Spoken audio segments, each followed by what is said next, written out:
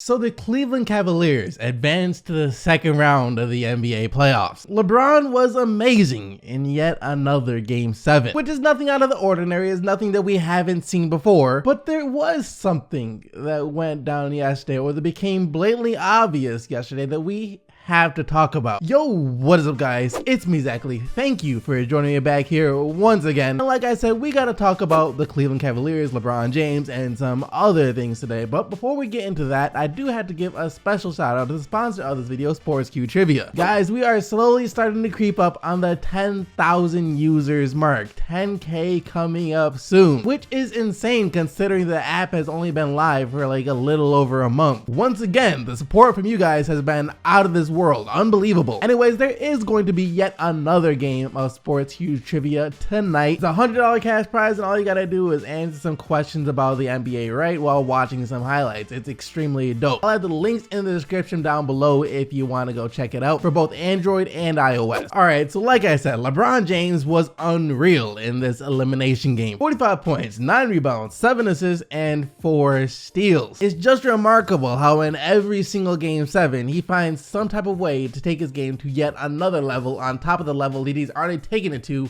in the playoffs as a whole. Just think about that. He's already been playing so great, but when facing elimination in Game 7, when his winner go home, he gets even better every single time since 2011. Man had 3 40-point games in this series alone. So he was phenomenal, and he got the Cavs win over the Pacers, but did it come at a price? LeBron James had to play an average of 41 minutes per game in the first round, and that number is actually a little lower than it should have been, considering he did get a little bit of a break in Game 6 when he only played 31 minutes because the Cleveland Cavaliers were getting destroyed and he basically didn't have to play the entire fourth quarter. So LeBron averaged 41 minutes on top of playing all 82 games of the regular season, the first time in his career that he's played all 82 games during the regular season. At 33 years of age in his 15th season in the NBA. And I know the consensus on LeBron James is that he's not human. The guy can do this type of stuff because he's LeBron James. He's the best in the world, right? So he should be able to do this kind of stuff. He shouldn't be out there getting tired if he's really the best in the world, which that's actually ridiculous to even say or think. Because despite what you guys might think about LeBron, despite how invincible you might think he is, the bottom line is LeBron James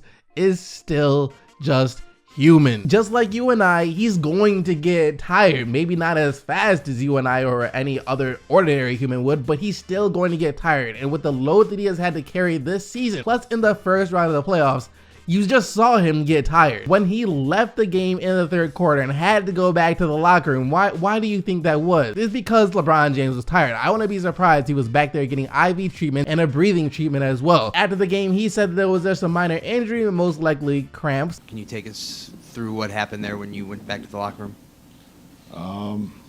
Just had a little minor injury that we had to take care of. You ready for the fourth quarter? But he was also dead tired too. You could just see it all over his face. During his post-game interview, it looked like he was about to pass out. And he even said at the end of that interview himself that he was tired. When asked about the Toronto Raptors and the matchup the Cavs have coming up with them starting this Tuesday, he was like, look, I'm not about to answer those questions. I'm way too tired to even think about Toronto. I want to go home. Can I please go home and get some rest? And the dude wasn't even trying to make any jokes. He was being dead serious. He really wanted to go get some rest. Not to look too far ahead, but how does what you saw from Indiana, especially their bigs, translate to what you're going to see next round? I don't know. I'm burnt right now. I'm not thinking about Toronto right now until tomorrow. I'm ready to go home. I'm tired. I want to go home. Best player in the world or not, elite athlete, freak of nature athlete, the man is still entitled to be tired. And he is. I can only imagine how tired he must be after this series alone. And when that reporter asked LeBron about the Toronto Raptors, which the Cavs had to play on Tuesday after just one day of rest, in which they're going to use traveling to Toronto, LeBron was probably thinking to himself, I completely forgot that this was just the first round. I completely forgot that I have to get ready for another game on Tuesday. The man was probably broken on the inside just thinking about that. This entire great performance that he had in this first round of the playoffs is going to be overshadowed by the fact that it was just the first round of the NBA playoffs. So now it's like, all right, you got past Indy, but now what? Can you do it again? It's only going to get harder from here, and you just saw what you had to do to get past the Indiana Pacers. Now you have to play against the Toronto Raptors, a team that's, no offense to Indy, is better than the Indiana Pacers. Meaning that you, LeBron James, are going to have to give more into this series to get past the Raptors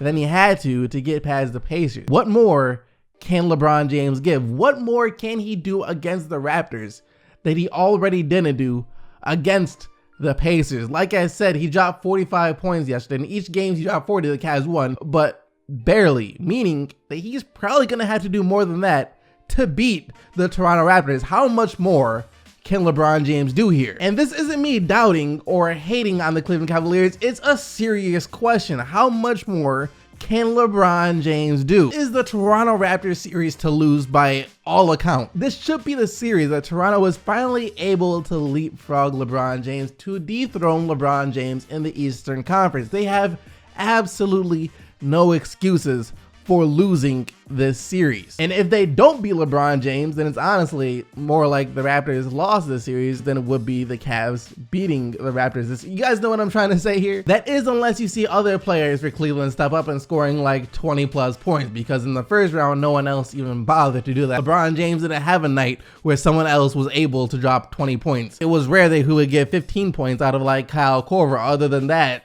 I mean, 10, 12 is probably the most you're getting from other guys on the team. So I just don't know how much longer LeBron can keep this up. That's what I'm trying to say here. He hasn't had to try this hard in the first round his entire career. And he only has 1 day of rest before tip-off against the Toronto Raptors on Tuesday. A Raptors team that has had a couple extra days off resting and is in Toronto waiting for LeBron James to get there. And then, just to add on to that, if the Raptors do somehow find a way to lose this series, which will be terrible on their end, LeBron's gonna have to do the same thing against the Philadelphia 76ers. And like I said, how much more of this can LeBron James take? What can he do next? What level does he have to elevate his game to next to be able to have a chance of beating the Raptors and the Sixers? This is why I have such a hard time seeing LeBron James actually being able to make the finals this year. Anyways, though, now I have to give a special shout out to Victor Oladipo. The man,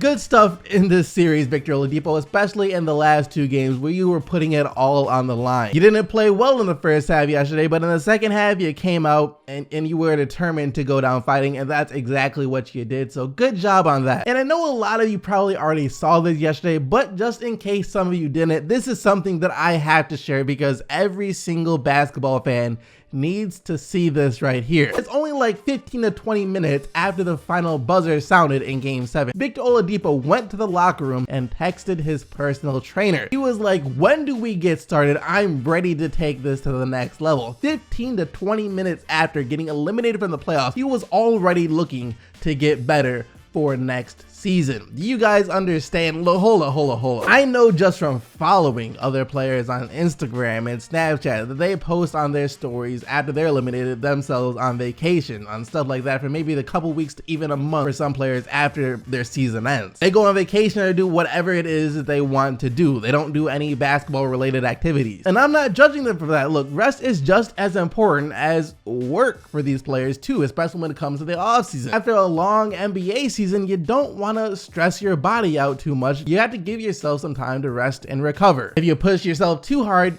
you'll probably end up hurting yourself. And even though Victor Oladipo sent this message to his trainer, I'd be highly surprised if he starts working out already. If he starts trying to train for next season already, he's going to need a couple of weeks off just like anyone else. I'd be surprised if his trainer allowed him to start training already, because the trainer should know that he needs to give his body time to actually recover from the long season he just played before something bad happens from pushing himself too hard. But this does show where Victor Oladipo's mind is at, and that he still has the drive to come back even better next year. There's no doubt in my mind that he's going to work just as hard, if not even harder, this offseason than he did last offseason when he made the jump that he made from the season before this season to this season. And losing to LeBron LeBron James in this close 7-game series is going to be some great motivation for him, because he's going to be thinking to himself, if only I was just a little bit better, we still would have been in the playoffs, our season wouldn't have ended, and we would have been able to win that series. But now he wants to come back just that little bit better next year, so this maybe doesn't happen again. And a work ethic and a drive like that is just something that can't be taught. And this is what separates the truly great players